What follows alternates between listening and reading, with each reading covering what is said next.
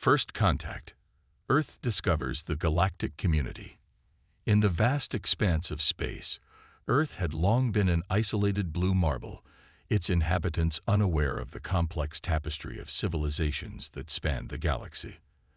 That all changed on a crisp autumn morning in 2047 when Dr. Samira Patel, a radio astronomer at the Allen Telescope Array in California, detected an unmistakable pattern in the cosmic noise. "This can't be right," Samira muttered, her eyes wide as she stared at the flickering screen before her. The signal was unlike anything she'd ever seen, a clear, repetitive sequence that defied natural explanation. With trembling fingers, she reached for her comm unit. "Director Chen, you need to see this." Now, within hours, the scientific community was abuzz with excitement and trepidation. The signal's origin was traced to a point just beyond Mars' orbit, and its complexity left no doubt. This was a message from an alien intelligence. As governments worldwide scrambled to respond, the United Nations hastily convened an emergency session. Dr. Patel found herself thrust into the spotlight, briefing world leaders on humanity's first confirmed contact with extraterrestrial life. "The message appears to be an invitation," she explained, her voice steady despite the weight of the moment. "They're requesting a meeting at these coordinates in our solar system." Debate raged for days. Should humanity respond? What if it was a trap? But in the end, curiosity and the potential for advancement won out. The coalition of nations pooled their resources to outfit Earth's first interstellar diplomatic vessel, the ESS Horizon. Captain Elena Rodriguez, a decorated astronaut with a calm demeanor and sharp intellect, was chosen to lead the mission. As she addressed her hand-picked crew, her words resonated with the gravity of their task. "We carry with us the hopes and fears of our entire species.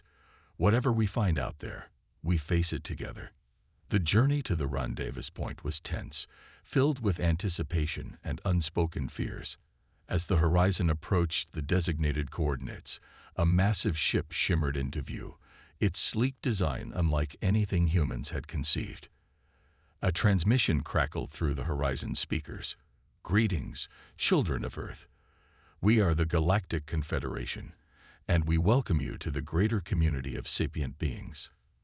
The alien vessel's hangar bay opened, an invitation that Captain Rodriguez cautiously accepted. As the Horizon docked, Elena led a small team to meet their hosts. The airlock hissed open, revealing beings that defied imagination. Towering, crystalline entities that pulsed with inner light. The leader of the alien delegation stepped forward, its voice a melodious hum that seemed to resonate within the humans' minds. "I am Zixath, emissary of the Confederation. We have long observed your world, waiting for the right moment to make contact." Over the next few days, the human delegation was introduced to wonders beyond their wildest dreams. The Confederation, they learned, was an alliance of thousands of species, united in pursuit of knowledge and mutual prosperity. "Your species has great potential," Zixath explained. "We've watched you overcome countless challenges, your resilience and creativity setting you apart. It is time for you to take your place among the stars." But as Captain Rodriguez and her team marveled at the advanced technology and diverse alien cultures they encountered, they also sensed an undercurrent of urgency in their host's demeanor. It was during a private meeting with Zixath that the truth emerged. The emissary's crystalline form dimmed as it spoke.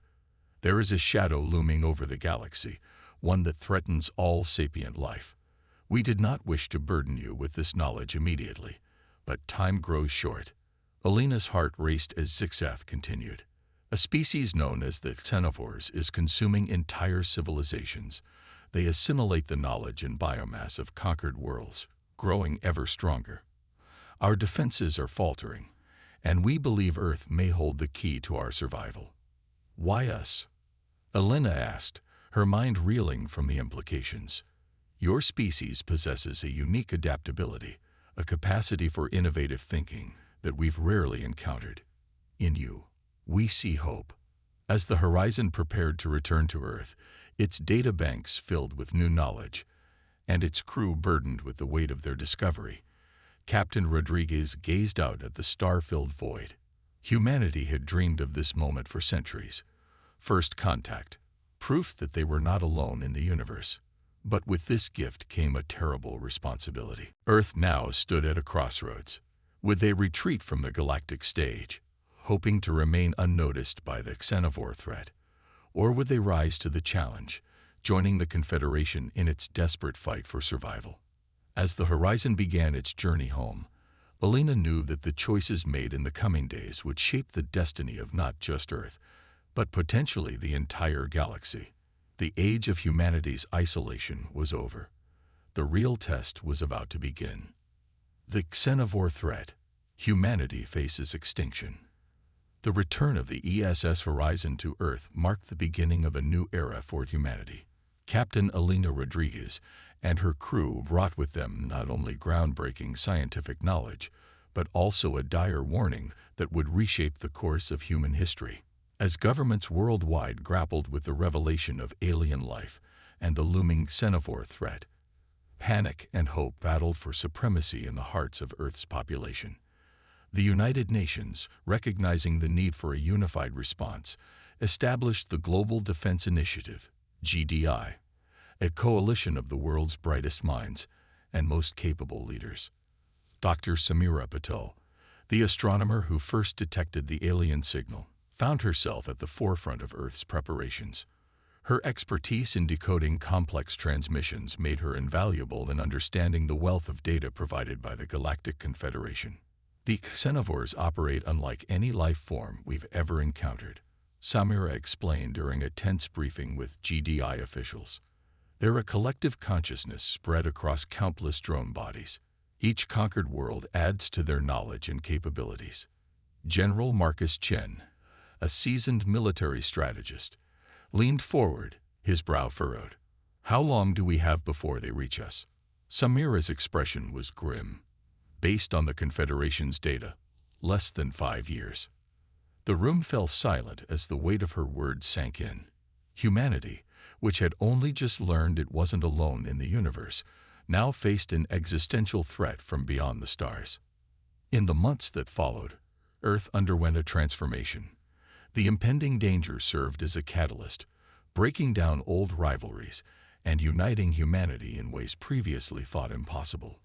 Resources poured into scientific research and military preparation. The Confederation, true to their word, shared advanced technologies to aid in Earth's defense. Captain Rodriguez, now Admiral Rodriguez, oversaw the rapid expansion of Earth's fledgling space fleet. Shipyards sprung up across the globe, churning out vessels that merged human ingenuity with alien tech. The flagship of this new armada was the EDF Defiant, a mammoth craft bristling with weapons that would have been considered science fiction mere years ago.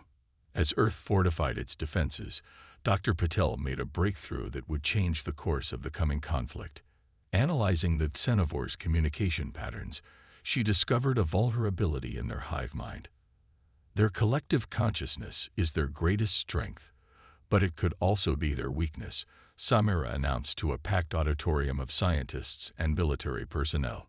If we can disrupt their network, we might be able to cripple their entire force. Admiral Rodriguez saw the potential immediately. A kill switch for an entire species. She mused, the implications both thrilling and terrifying. But even as hope blossomed, the first signs of the xenovore threat appeared at the edges of the solar system. Long-range sensors detected a massive fleet of biomechanical ships, their hulls pulsing with an otherworldly energy. Earth's first line of defense was a network of automated outposts scattered throughout the Kuiper Belt. These stations, armed with powerful sensors and experimental weapons, were humanity's early warning system. At Outpost Sigma, Lieutenant Ravi Sharma sat at his console, monitoring the vast emptiness of space. His shift had been uneventful, filled with the usual sensor sweeps and system checks. But as the clock ticked past midnight, a red alert flashed across his screen. Contact. Ravi shouted, his heart racing. Multiple contacts approaching at sublight speeds. The outpost's AI confirmed what Ravi already knew. The xenovore vanguard had arrived. As the alien ships drew closer, their true nature became apparent. Each vessel was a nightmarish fusion of organic and mechanical components. Writhing tentacles merged seamlessly with metallic hulls. They moved with an eerie synchronization, as if guided by a single, malevolent will. Outpost Sigma's defenses activated automatically, unleashing a barrage of energy weapons and missiles. The first wave of Xenovor ships were caught off guard, several exploding in brilliant flashes of light. But the invaders quickly adapted, their ships morphing to generate powerful shields. Ravi watched in horror as the Xenovors overwhelmed the outpost's defenses. Just before the final impact, he managed to transmit a warning to Earth. "They're here." The message raced across the solar system, triggering humanity's carefully laid plans. Admiral Rodriguez, aboard the EDF Defiant, gave the order that would echo across every human settlement from Earth to Mars. "This is not a drill. All citizens to emergency shelters. All military personnel to battle stations. The Xenovors have entered the solar system." As panic gripped the populations of Earth and its colonies, the newly formed Earth Defense Fleet moved to intercept the invaders. The vast armada of human ships, a testament to the species' remarkable progress in such a short time, took up defensive positions around key strategic points. Admiral Rodriguez stood on the bridge of the Defiant, her face illuminated by the holographic display of the approaching Xenovor fleet. "All ships, prepare for engagement," she commanded, her voice steady despite the gravity of the situation. "Remember your training. Remember what we're fighting for. Today, we stand not just for Earth, but for every free species in the galaxy." As the two fleets drew closer, the vastness of space seemed to shrink. Humanity's first, desperate battle against an interstellar threat was about to begin. The outcome would determine not just the fate of Earth, but potentially the survival of all sapient life in the galaxy. In research labs across the globe, Dr. Patel and her team worked feverishly to refine their disruptive technology. They knew that the conventional battle in space was just the beginning. The real key to victory lay in severing the Xenovors' hive-mind connection. As the first shots were fired in the outer reaches of the solar system, humanity steeled itself for the greatest challenge in its history. The war for Earth's survival had begun, and the stakes could not be higher. Operation Stardust, Earth's daring counterattack. The initial clash between Earth's defense fleet and the Xenovor armada was brutal and swift. Despite humanity's technological leaps, the aliens' sheer numbers and adaptability pushed the defenders back. Admiral Rodriguez watched from the bridge of the EDF, defiant as human ships fell one by one, their destruction marking the night sky with brief, terrible flashes. "We can't win like this," Rodriguez muttered, her eyes fixed on the tactical display. The Xenovors were advancing inexorably, their biomechanical ships regenerating damage almost as quickly as it was inflicted. Earth's outer colonies were already being evacuated, and Mars would soon follow. But even in this darkest hour, hope flickered. Dr. Samira Patel's voice crackled over the comm system, tinged with excitement despite the chaos. "Admiral, we've done it. The disruptor is ready for field testing." Rodriguez's eyes widened. This was the breakthrough they'd been waiting for. "Patch me through to all ships," she ordered. As the channel opened, she took a deep breath. "All units, fall back to Rally Point Omega. I repeat, fall back to Rally Point Omega. It's time for Operation Stardust." Operation Stardust was a desperate gambit, conceived in the early days of the war, but considered too risky until now. With conventional tactics failing, it was their last, best hope. As Earth's battered fleet regrouped, a small, elite team prepared for a mission that would take them into the heart of the enemy. Led by Major Zara Hassan, a brilliant tactician with a reputation for pulling off the impossible, the team boarded the EFS Shadow, a stealth ship equipped with experimental cloaking technology. "Remember," Zara briefed her team, her dark eyes intense, "our objective is to get Dr. Patel's disruptor device to the Xenovor command ship. If we can take out their central node, we might just have a chance at severing their hive mind. The plan was audacious. While the main fleet engaged the xenovores in a massive battle near Jupiter, drawing their attention, the Shadow would slip behind enemy lines. They would have one shot at deploying the disruptor before the xenovores could adapt. As the Shadow prepared to depart, Admiral Rodriguez approached Major Hassan. "Zara," she said, her voice low, "you know the stakes. If this doesn't work." Zara nodded grimly. "Then humanity falls, and the galaxy with it. We won't fail, Admiral." The Shadow slipped away from the fleet, its advanced stealth systems rendering it nearly invisible against the backdrop of space. As they approached the xenovore lines, the crew watched in tense silence as massive alien ships passed within kilometers of their position. Inside the ship, Dr. Patel made final adjustments to the disruptor device. "The closer we can get to their command ship, the more effective this will be," she explained. "But we'll only have seconds before they detect the energy signature and adapt." As they penetrated deeper into xenovore-controlled space, the true scale of the invasion became apparent. Thousands of ships, ranging from small, dart-like fighters to enormous, city-sized vessels, filled the void. At the center of this armada loomed the xenovore command ship, a colossal structure that pulsed with malevolent energy. "That's our target," Zora said, pointing to the massive vessel. "Helm, take us in. Nice and easy." The Shadow glided through the xenovore fleet, every crew member holding their breath as they passed within meters of enemy ships.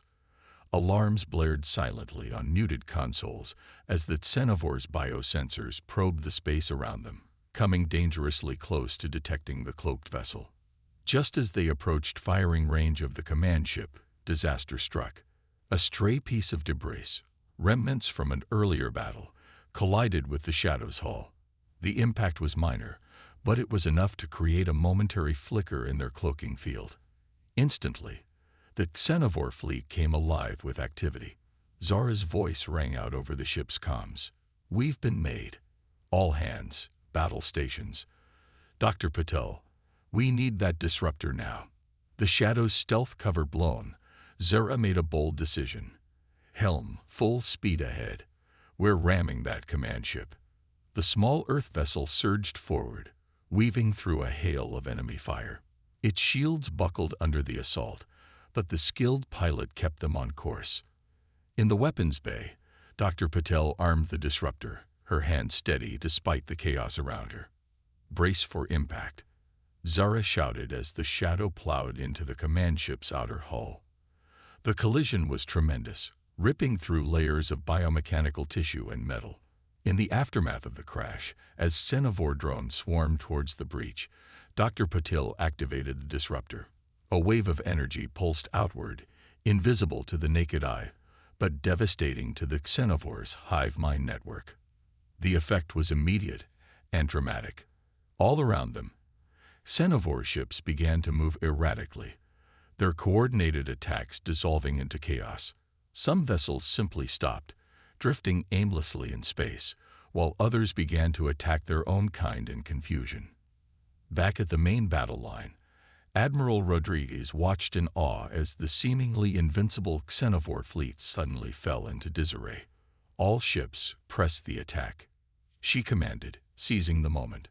Earth's fleet surged forward, tearing into the disorganized enemy. Ships that had seemed unstoppable mere minutes ago now fell easily to human weapons fire, unable to coordinate their defenses or regenerate effectively. As the tide of battle turned, a cheer went up across the human fleet. For the first time since the war began, victory seemed possible. But aboard the remains of the Shadow, lodged within the xenovore command ship, the situation was dire. Major Hassan and her team fought a desperate battle against waves of confused, but still deadly xenovore drones. "The disruptor's working," Dr. Patel shouted over the sound of weapons fire, "but I don't know how long it'll last. They're already trying to adapt." Zara made a split-second decision. "We need to overload it. Flood their entire system with the disruptor signal." "That'll destroy the ship," Patel warned. buzz along with it. Zara nodded grimly. Send the signal to the fleet. Tell them it's been an honor. As the last transmission from the shadow reached the Defiant, Admiral Rodriguez closed her eyes briefly, honoring the sacrifice of Zara and her team. Then, her voice firm, she gave her final order of the battle. All ships, clear the blast radius. It's time to end this. The Xenovore command ship erupted in a massive explosion, the overloaded disruptor sending waves of destructive energy cascading through the entire enemy fleet. Ship after ship went dark, the hive mind that controlled them shattered beyond repair. In the aftermath, as the remnants of Earth's fleet began the long process of mopping up the remaining Xenovore stragglers, Admiral Rodriguez stood at the viewing port of the Defiant. The stars seemed brighter somehow, the vastness of space no longer a void to be feared, but a frontier to be explored. Humanity had faced its greatest challenge and emerged victorious. But the cost had been high.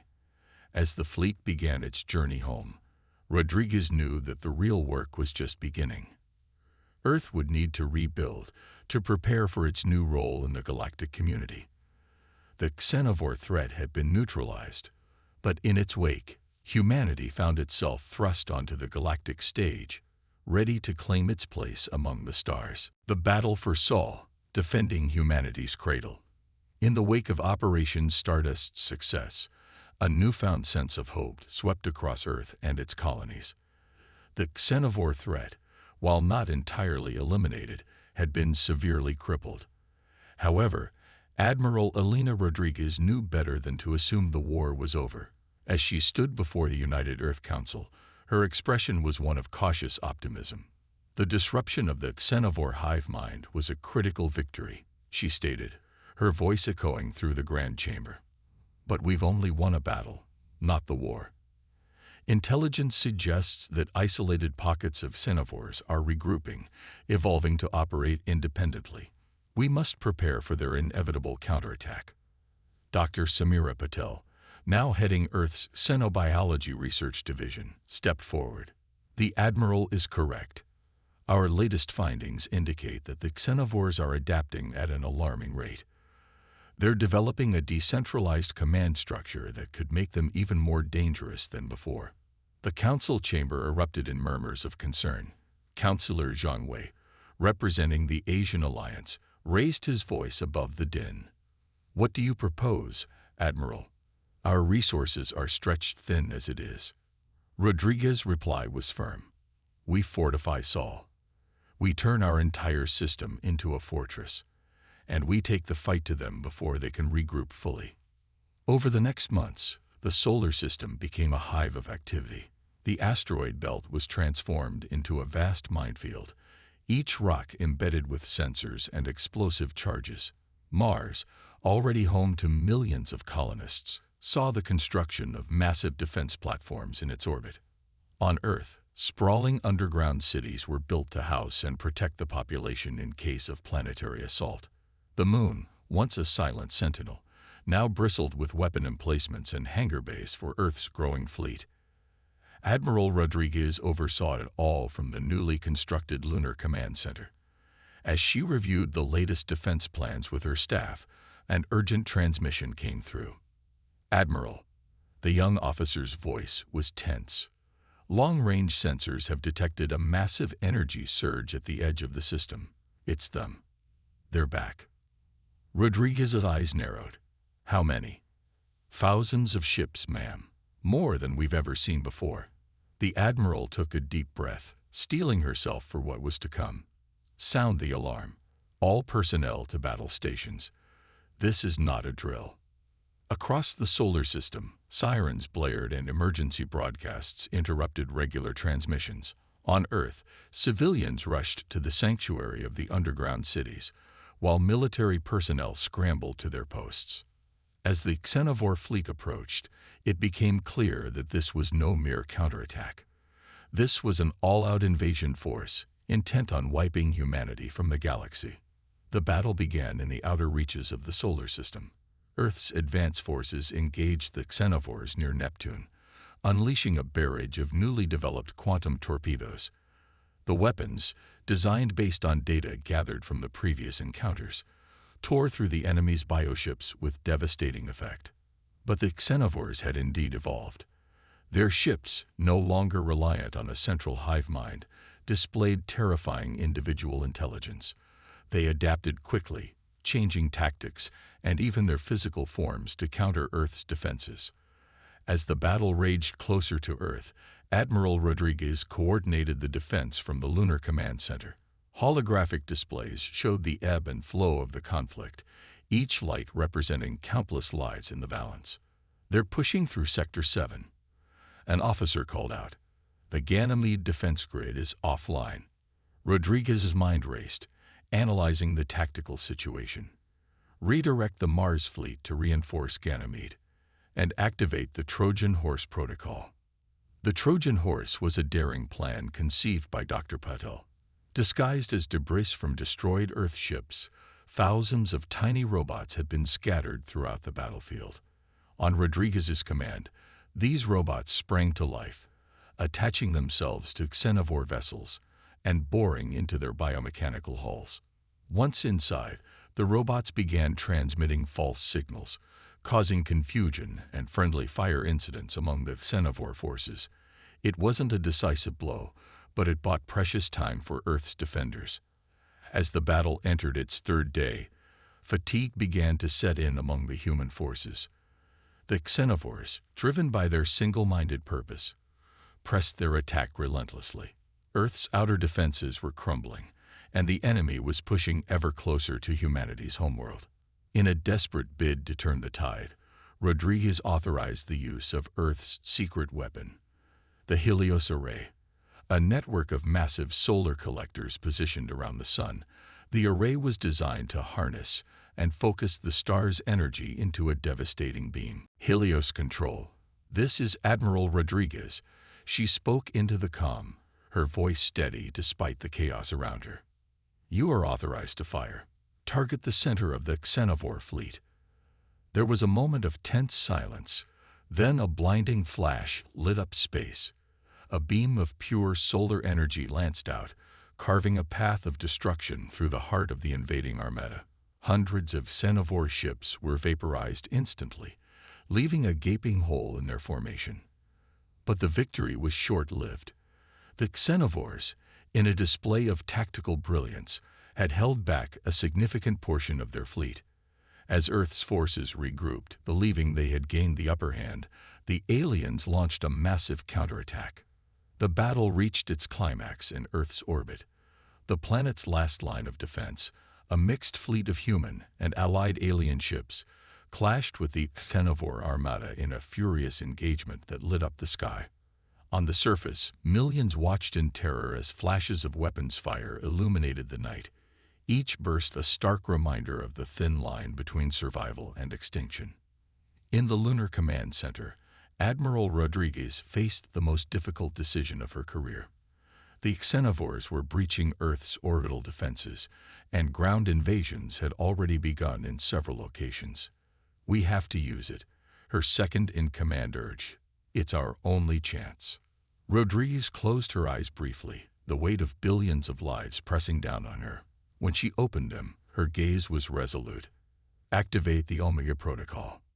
The Omega Protocol was Earth's ultimate failsafe, a network of gravity generators buried deep within the planet. Originally designed as a defense against asteroid impacts, it had been repurposed for this dire situation. As the protocol activated, Earth's gravity began to fluctuate wildly. The effect on the invading xenovore forces was catastrophic. Their ships, already strained from the long battle, began to break apart under the gravitational stress. Those that had landed found their troops crushed or flung into the atmosphere. But the cost was immense. Earth itself shuddered under the strain, earthquakes and tsunamis ravaging the surface. Yet in this darkest hour, humanity's spirit shone brightest. From the underground cities, people emerged to fight the remaining xenovores, armed with whatever weapons they could find. As dawn broke on the fourth day of battle, an eerie silence fell over the solar system. The Xenovore fleet, once seemingly unstoppable, now drifted in ruins. Earth had won, but at a terrible price. Admiral Rodriguez stood at the viewport of the Lunar Command Center, gazing at the battered but unbroken Earth. The planet bore the scars of the invasion, but it had survived. Humanity had survived. As reports of the Xenovore's retreat flooded in, Rodriguez allowed herself a small smile. They had done it. Against all odds, they had defended their home. But even as the celebrations began, the Admiral's mind was already turning to the future. The war might be over, but Earth's journey was just beginning. It was time for humanity to take its place among the stars, not just as survivors, but as guardians of the galaxy. A new era, Earth's rise as a galactic power.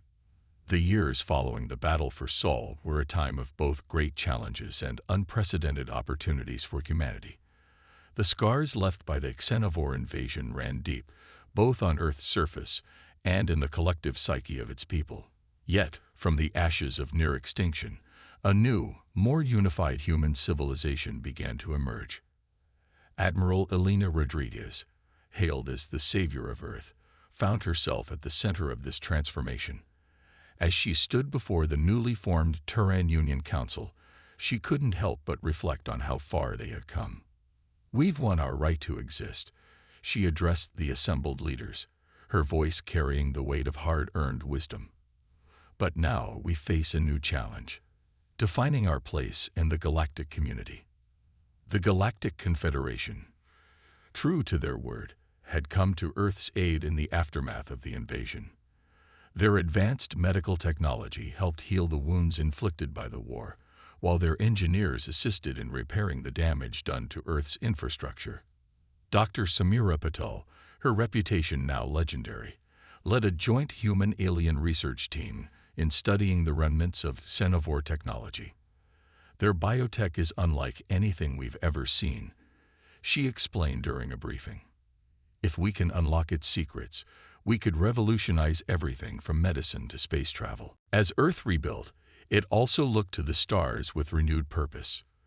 The Terran Union, a coalition of Earth and its colonies, embarked on an ambitious program of expansion and exploration.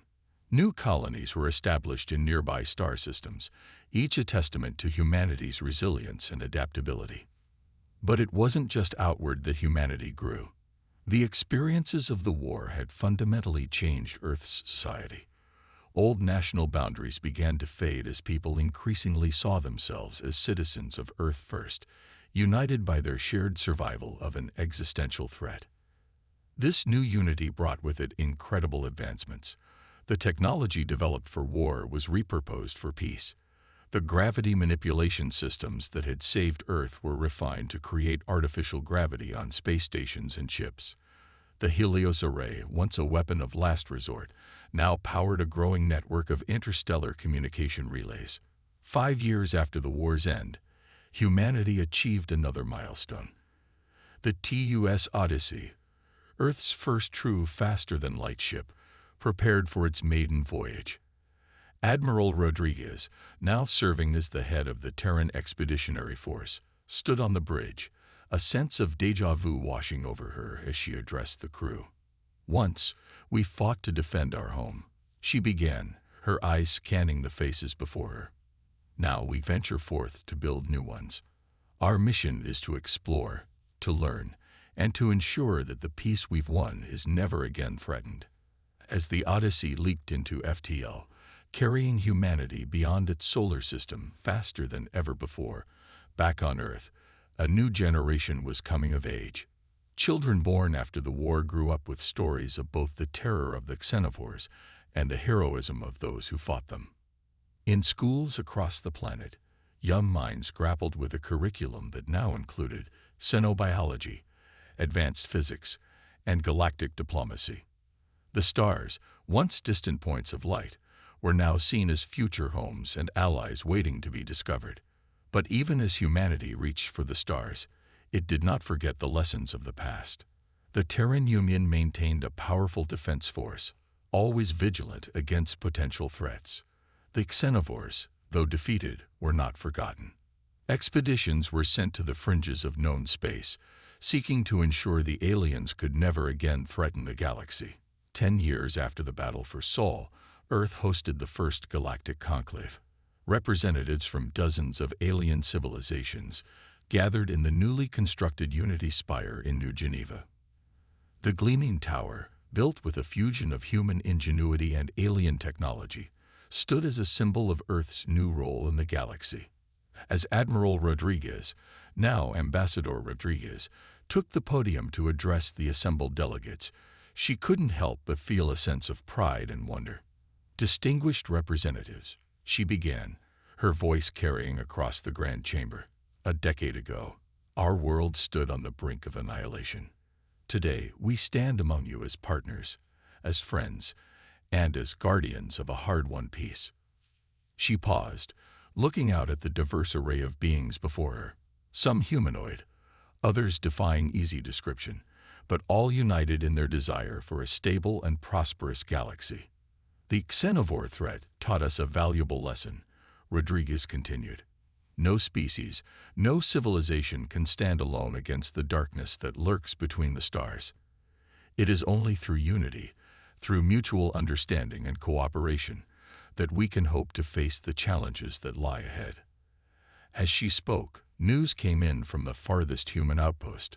The colony on Novaterra had just welcomed its millionth citizen, a child born to parents of mixed human and alien heritage. It was a small moment, perhaps, in the grand scheme of the galaxy, but it represented something profound, the beginning of a truly interstellar human civilization. Back in the chamber, Rodriguez concluded her speech with words that would be remembered for generations to come. "We came to the stars as children, wide-eyed and unprepared for the dangers we would face. We have grown now, tempered by fire, and strengthened by adversity. But we have not lost our wonder, our curiosity, or our compassion. These are the qualities that will guide us as we take our place among the stars. Not as conquerors, not as victims, but as equals, as guardians of a peace that we will defend with every fiber of our being." As applause filled the chamber, Rodriguez's gaze drifted to the window, where Earth hung like a blue jewel against the backdrop of space. She thought of all they had endured, all they had achieved, and all that still lay ahead. The xenovore invasion had nearly been the end of humanity. Instead, it had become their beginning. A new chapter in the human story was unfolding, written in the stars themselves. And as Earth's children ventured forth into the vast unknown, they carried with them the indomitable spirit that had seen them through their darkest hour. The galaxy, with all its wonders and challenges, awaited. And humanity, battle-tested and ever adaptable, was ready to meet it head-on.